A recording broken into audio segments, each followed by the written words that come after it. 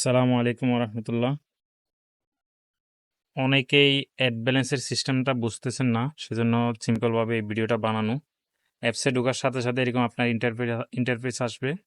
সেক্ষেত্রে আপনাকে বাম দিকে স্ক্রল করলে হোম পেজের অপশন পাবেন। না হয় আপনি নিচে একদম লেখা আছে হোম পেজ রিচার্জে গেলে অ্যাপসে, এখানে গেলে রিচার্জ অপশনে গেলে রিচার্জ প্যাকেজ ড্রাইভ প্যাকেজগুলো পাবেন।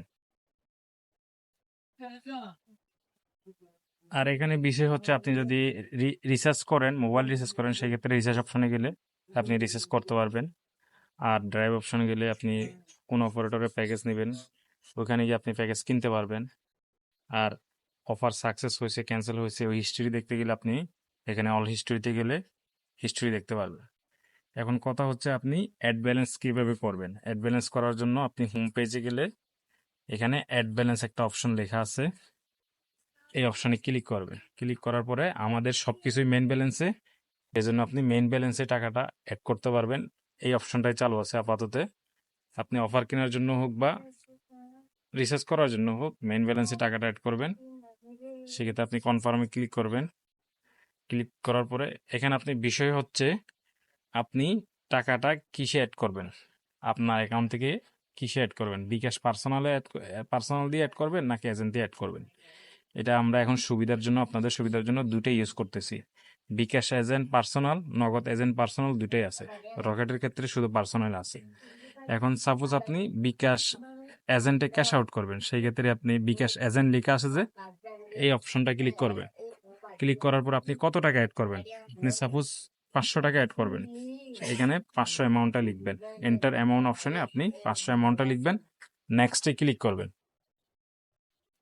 আপনি নেক্সটে ক্লিক করার পরে এরকম একটা ইন্টারফেস আসবে আপনার, এখানে লেখা আছে বিকাশ এজেন্ট ক্যাশ আউট করবেন প্রাপক নাম্বার। এই প্রাপক নাম্বারের নিচে নাম্বারটা আছে, নাম্বারের পাশে যে সবুজ কালারের একটা অপশন আছে, এটাতে ক্লিক করলে নাম্বারটা কপি হয়ে যাবে।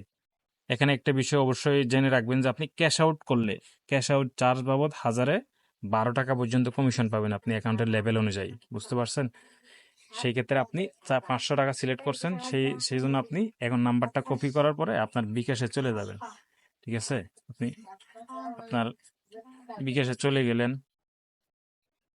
বিকাশে যাওয়ার পর আপনি এখন ক্যাশ আউট করবেন। এজেন্টে যেহেতু দিবেন সেই জন্য ক্যাশ আউট করবেন। আপনি আপনার নাম্বারটা বসাবেন, বসানোর পরে 500 টাকা 500 টাকা পাঠাবেন। এখানে আপনার পিনকোড দিয়ে টাকাটা পাঠিয়ে দিবেন। পিনকোড দিবেন, আপনার পিন দেওয়ার পরে ট্যাপ করে দেওয়ার পরে টাকা তখন চলে যাবে। এখন আপনার কাজ হচ্ছে আপনি এই ট্রানজেকশন আইডি কপি করবেন। ট্রানজেকশন আইডি কপি করার পরে আপনি সরাসরি অ্যাপল টেলিকমের অপশনে চলে যাবেন, এইখানে ট্রানজেকশন আইডিটা বসাবেন।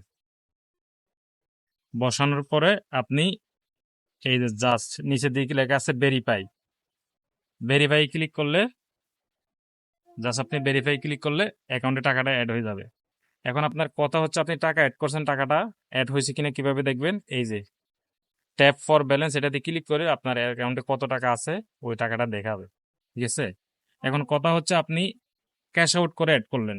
এখন এইখানে অপশনে গিয়া আবার দেখবেন, আপনি আরেকটা বিষয় বলি, আপনি সেন্ড মানি করতে চাইলে, পার্সোনাল অ্যাড করতে চাইলে পার্সোনাল সিলেক্ট করবেন।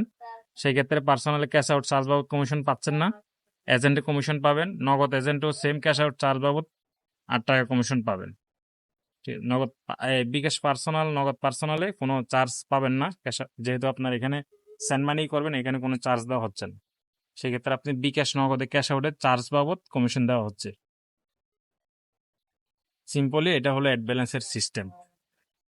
আর আশা করি বুঝতে পারছেন, এখানে না বোঝার কিছু নেই, এভাবে অ্যাড ব্যালেন্সটা করবেন আপনি।